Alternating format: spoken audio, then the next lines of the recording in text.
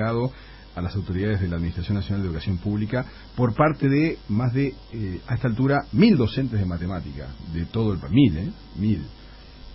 Estamos hoy aquí en Informativo Sarandí con el profesor Juan Pablo Rodríguez, que es uno de los firmantes de este comunicado. Juan Pablo, bienvenido. Muchas gracias por la invitación y por el espacio. Muy buenos días. ¿Por qué plantean esto concretamente? ¿Por qué este planteamiento ante la disminución de horas de matemáticas?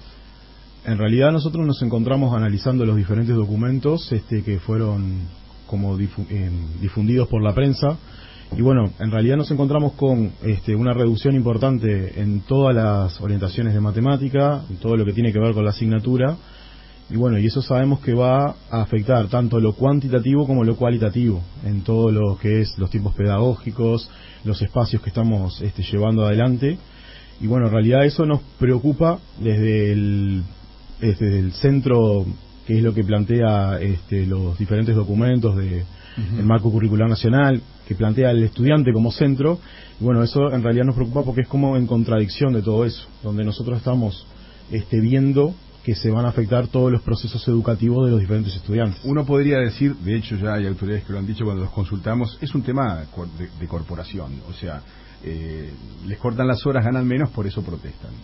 No, en realidad muy lejos de eso. Nosotros siempre estamos, incluso si se lee la carta que nosotros hicimos, siempre estamos focalizando en el estudiante como centro y en sus aprendizajes. O sea, nosotros tenemos que prepararlos para una sociedad que hoy en día gira demasiado rápido a niveles vertiginosos, y bueno, en realidad si nosotros tenemos menos horas para poder acompañar a los diferentes estudiantes, vamos a tener una reducción en su calidad educativa.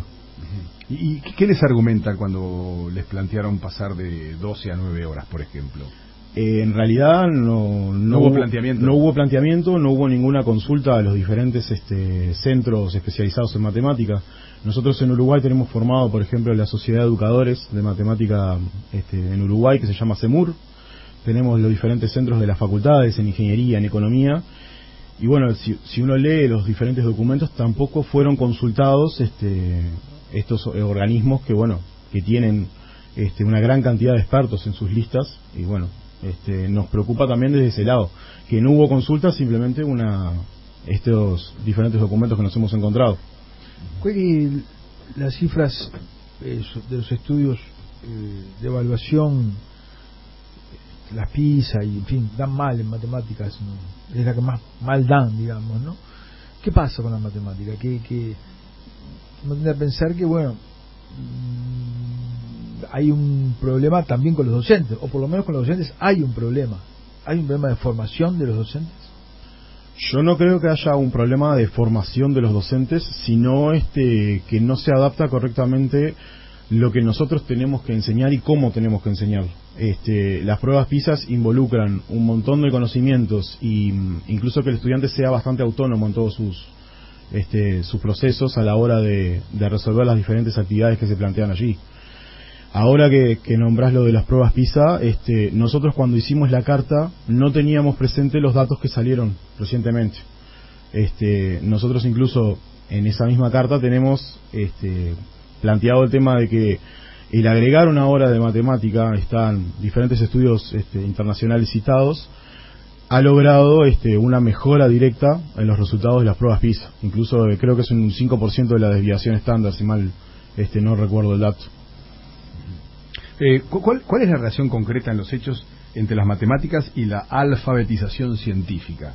Porque estamos hablando de un escenario que ustedes dicen, ojo, el nuevo mundo requiere de las matemáticas para entenderlo.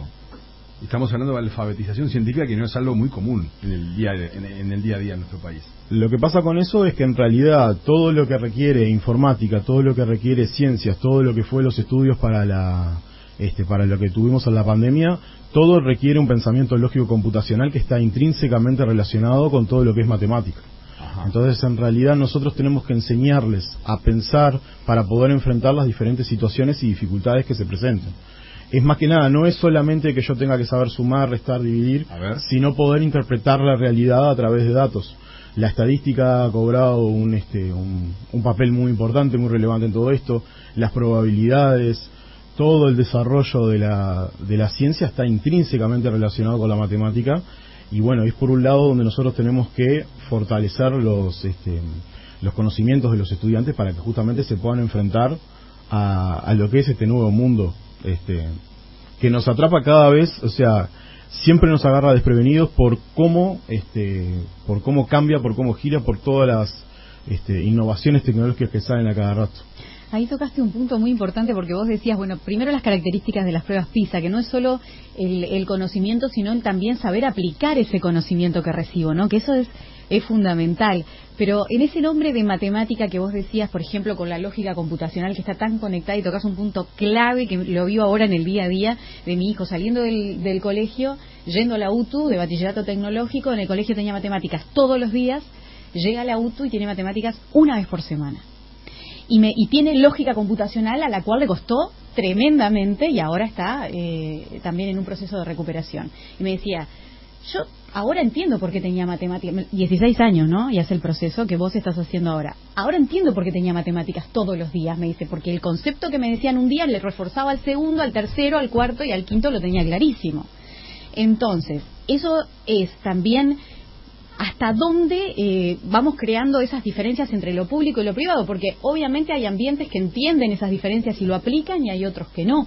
Este programa, esa palabra matemáticas, ¿la sustituye por otro que sea lo mismo pero con otro concepto? ¿O cómo es que se diagramó este nuevo programa? En realidad no, la asignatura no cambió de nombre como sí pasó en otras asignaturas. Matemática sigue siendo matemática, pero se han reducido bastante las posibilidades que tienen los estudiantes de seleccionar ahora diferentes orientaciones. Pasamos de 7 orientaciones diferentes a 4, sí. Y en realidad siempre estamos trabajando con esto que tú mismo decías, o sea, el tema de poder lograr que el estudiante comprenda cómo utilizar los diferentes conocimientos matemáticos de la vida, que en realidad no es una cosa abstracta, no son conceptos sueltos, sino que está todo vinculado a diferentes áreas de la vida.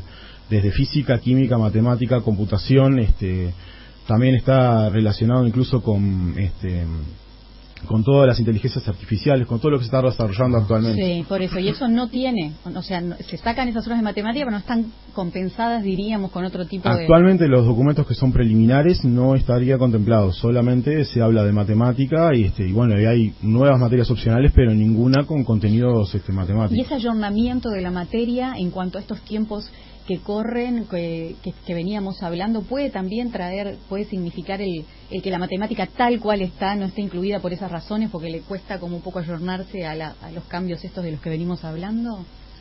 Puede ser, pero sería como un poco contradictorio a todo lo que se establece, o sea, dentro de todas las competencias científicas que desarrolla dentro de todas las competencias que desarrolla el marco curricular nacional, está la competencia científica como centro.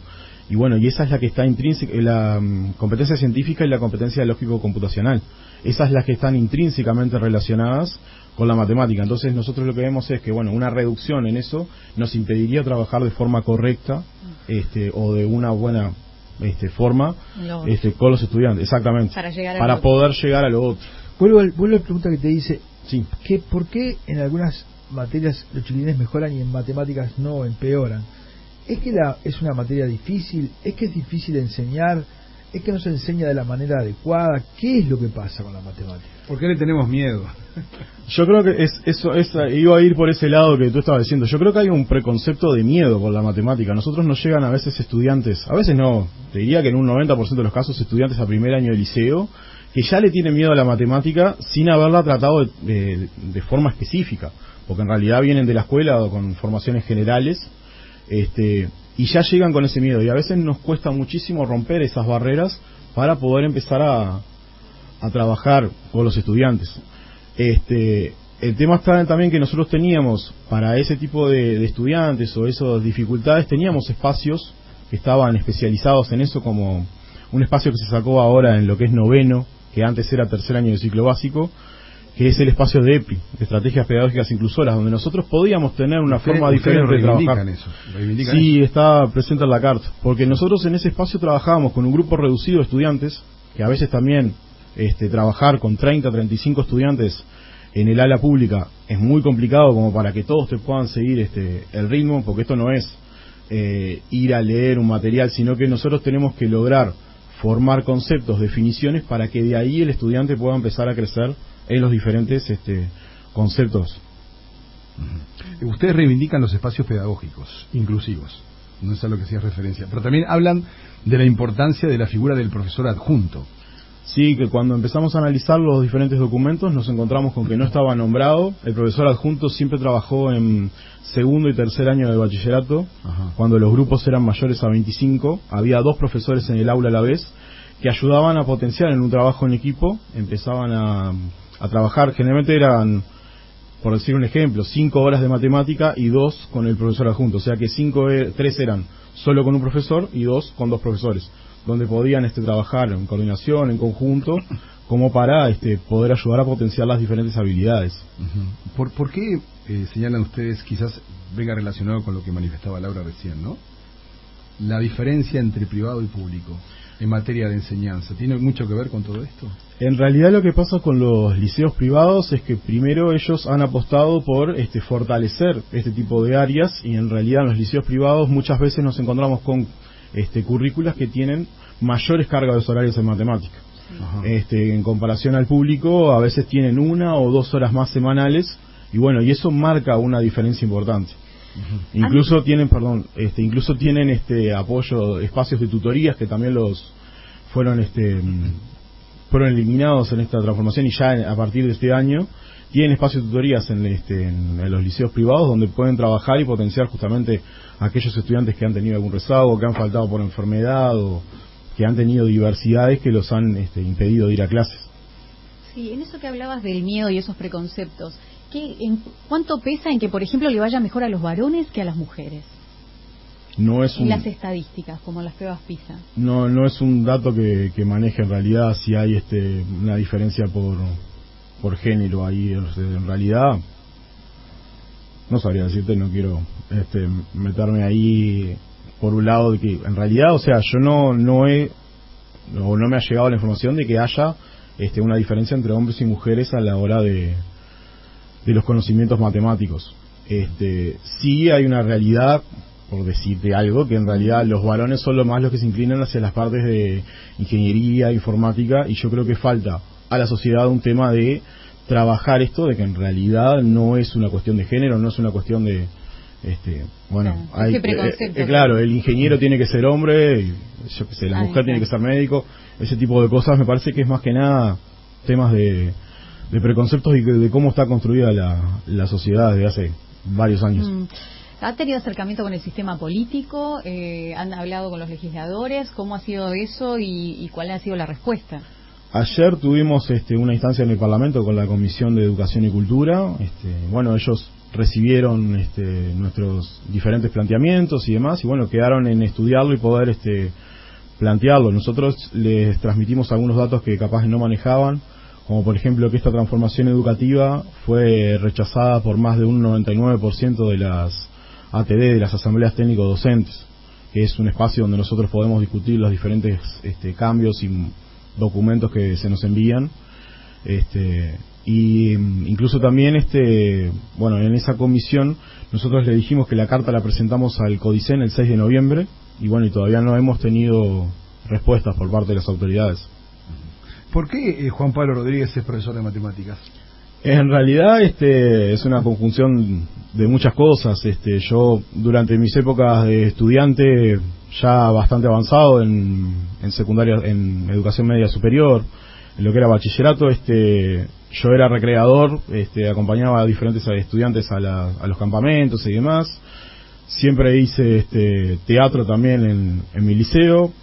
Y en realidad tuve algunas presencias bastante importantes, profesores que han sido bastante importantes a lo largo de todo lo que fue mi desarrollo, y mezclando todo eso salió ser profesor, y la matemática, que es una cosa que siempre me gustó. Siempre fui participante de las olimpiadas de matemática, acá estoy tratando. O sea, te enamoraste de los números en el transcurso del tiempo, no fue de niño ya veías que en realidad siempre a través de los videojuegos y demás, siempre estuve metido con los números, pero lo que fue creciendo fue toda la otra parte de, me gusta ayudar al otro, me gusta trabajar con el otro, me gusta también hacer como una representación, me gusta recrear, me gustan las actividades y demás, y todo eso me llevó a estar por estos lados. Bueno, Juan Pablo Rodríguez, profesor de matemáticas, uno de los 1000 que han firmado esta declaración. Muchas gracias por haber estado en Informativo Sarandí. Muchísimas gracias a ustedes por